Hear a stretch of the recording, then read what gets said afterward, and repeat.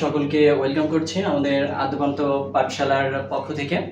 তো আজকে আমি আছি মোহাম্মদ জনি শেখ, শেরেবাংলা কৃষি বিশ্ববিদ্যালয় কৃষি এগ্রিকালচার ফ্যাকাল্টি থেকে লেভেল 2 সেমিস্টার 1।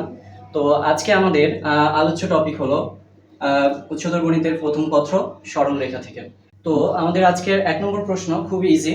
তো এখানে লেখা আছে একটা সরলরেখার সমীকরণ এন্ড আরেকটা সরলরেখার সমীকরণ, তারা পরস্পরকে কোন অক্ষতে ছেদ করবে, মানে পরস্পরকে ছেদ করবে বলা হয়েছে। এটার মানে হলো কোন অক্ষকে ছেদ করবে, এটা জানতে চেয়েছে। এটা 2022-23 সেশনের একটা প্রশ্ন, 2022-23 সেশনের একটা প্রশ্ন।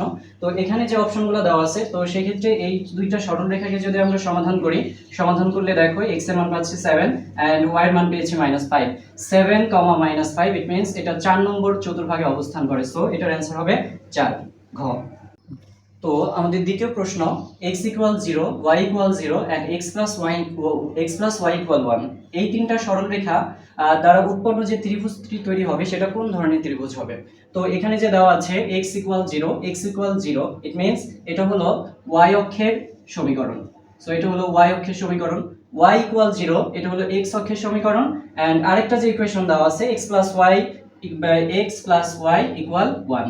তো এটাকে যদি আমরা কম্পেয়ার করি y সমান -x + 1, সো এখান থেকে দেখতে পাচ্ছি এখানে আমাদের ঢালের মানটা নেগেটিভ।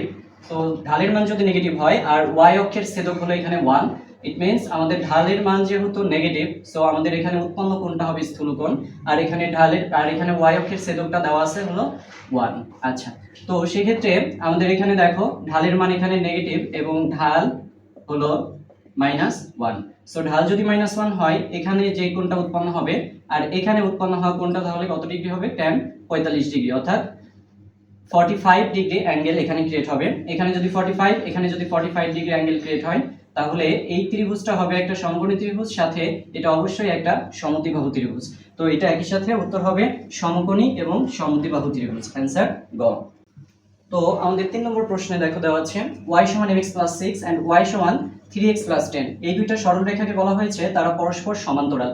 যদি সমান্তরাল হয় তাহলে প্রথম রেখার ঢাল কত, অথবা এটা সেকেন্ড ভাবে জিজ্ঞাসা করতে পারে এখানে m এর মানটা কত।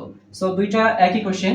তো ঢাল কত, যেহেতু তারা বলা হয়েছে সমান্তরাল রেখা, সো এই দুইটা রেখার ঢাল অবশ্যই কি হবে, সমান হবে। তো সেই ক্ষেত্রে আমরা যদি সেকেন্ড রেখাটাকে কম্পেয়ার করি 3x + 10, সো এখানে ঢালটা আমরা দেখতে পাচ্ছি 3, এটা হলো দ্বিতীয় রেখার ঢাল।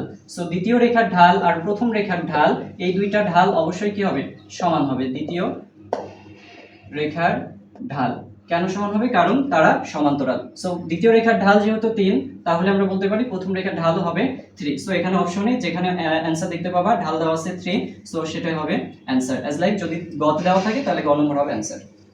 তো আমাদের নেক্সট কোশ্চেন, x + 2y = রেখাটি অক্ষদ্বয়ের সাথে যে ত্রিভুজ উৎপন্ন করবে তার ক্ষেত্রফল কত জানতে চাওয়া হয়েছে। তো আমরা যদি এই সরল রেখাটাকে x + 2y = or x/2 + y/1 = অর্থাৎ x/a + y/b = 1, এই আদর্শ ইকুয়েশনের সাথে কম্পেয়ার করি। সো দেখতে পাচ্ছি x অক্ষের ছেদবিন্দু হলো 2,0 এন্ড y অক্ষের ছেদবিন্দু 0,1। এই দুইটা বিন্দু যদি আমরা বসাই, এটা হলো 2,0 আর এটা হলো 0,1। এই ত্রিভুজের ক্ষেত্রফল জানতে চেয়েছে, সো এতটুকুর মেজারমেন্ট আমরা দেখতে পাচ্ছি 2 এন্ড এই অংশটার মেজারমেন্ট হলো 1। ইট মিন্স তুমি বলতে পারো এখানে ভূমির মান 1 এন্ড এখানে উচ্চতা বা হাইটের মানটা হলো ভূমির মান এখানে 2 এন্ড হাইটের মানটা হলো 1। সো এটার ক্ষেত্রফল হবে হাফ ইনটু ভূমি ইনটু উচ্চতা। এটাকে যদি ক্যালকুলেশন করি দেখো রেজাল্ট আসছে 1 বর্গ একক, 1 বর্গ একক। সো অপশনগুলোর মধ্যে থেকে যেখানে দেখবা অ্যানসার আছে 1 বর্গ একক, এটাই হবে অ্যানসার। সো আমাদের 5 নম্বর কোশ্চেন, নাম্বার 5 এ বলা হয়েছে r cos² θ + cos θ - 1 - r = 0, এটা এই সমীকরণটা কিসের সমীকরণ নির্দেশ করবে। সো এই দুইটা সমীকরণকে, এই সমীকরণটাকে আমরা যদি একটু আদর্শ ফরম্যাটে লেখার চেষ্টা করি, আমরা cos θ কে, অর্থাৎ এটা পোলার ইকুয়েশনে দেওয়া আছে, আমরা এটাকে কার্তেশীয় ইকুয়েশনে নিয়ে যাব। আমরা জানি r cos θ = x, সো এখান থেকে লিখতে পারি cos θ = x/r। সো যেখানে cos θ থাকবে আমরা চাইলে সেখানে x/r এই ফর্মটা ইউজ করতে পারি। সো আমাদের ইকুয়েশনটা দেওয়া আছে r cos² θ + cos θ - r = 0। So আর cos square means x by r square, অর্থাৎ x square by r square plus x by r minus r equal 0। এটাকে যদি আমরা ক্যালকুলেশন করি x square by r plus x by r minus r equal 0, then এখান থেকে লেখা যায়, দেখো r কে যদি আমরা লসাগুতে নিয়ে আসি x square plus x minus r square equal 0।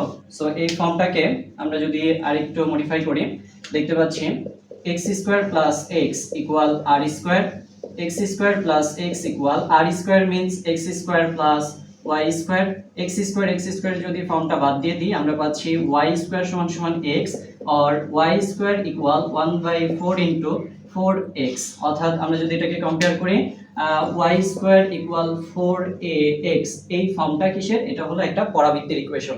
So এটার অ্যানসার হবে, এটা হবে একটা পরাবৃত্ত। সো আমাদের নেক্সট কোশ্চেন নাম্বার 6, এখানে লেখা আছে, দেখো একটা ত্রিভুজ দেওয়া আছে, এই ত্রিভুজের প্রত্যেকটা বাহুর মধ্যবিন্দুগুলোর স্থানাঙ্ক দেওয়া আছে, প্রত্যেকটা বাহুর মধ্যবিন্দুর স্থানাঙ্কগুলো দেওয়া আছে। এখানে জানতে চাওয়া হয়েছে এখানে এই বি শীর্ষবিন্দুটার স্থানাঙ্ক কত হবে। এখানে যেমন বি এর স্থানাঙ্ক জানতে চেয়েছে, সেম ভাবে সি এর স্থানাঙ্ক এবং এ এর স্থানাঙ্ক যে কোনো কিছুই জানতে চাইতে পারতো। তো সেক্ষেত্রে আমাদের বি এর স্থানাঙ্ক যদি আমরা বের করতে চাই, তো আমাদের এখানে একটা শর্টকাট ফর্ম ইউজ করতে পারি, সেটা হলো, দেখো এই মধ্যবিন্দু এটা আর এটা দেওয়া আছে, আমরা চাইলে এখানে একটা সামান্তরিক ফর্ম করে ফেলতে পারি। এই হলো একটা সামান্তরিক।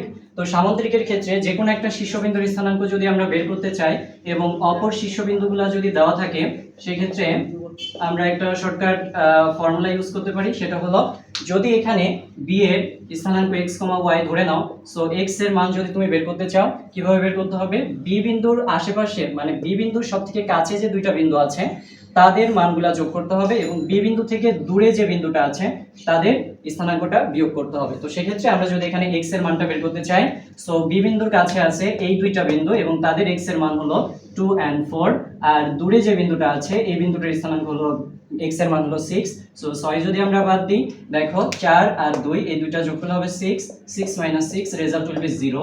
এন্ড দেন যদি আমরা y এর মানটা বের করতে চাই, তো সেই ক্ষেত্রে কাছে আছে 1 and 6, 1 + 6 এই দুইটা যোগ করব এবং দূরে আছে দেখো 5। সো 5টা যদি বাদ দিই, 6 and 1 7, 7 থেকে 5 বাদ দিলে হবে 2। সো এটার ক্ষেত্রে আমরা বলতে পারি আমাদের বি বিন্দুর স্থানাঙ্ক হলো x, y 0, 2।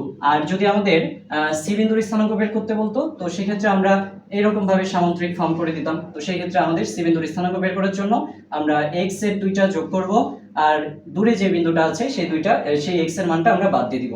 আর y এর মান যদি বের করতে হতো, 5 and 1 এই দুইটা যোগ করে আমরা 6 এর মানটা বাদ দিয়ে দিতাম।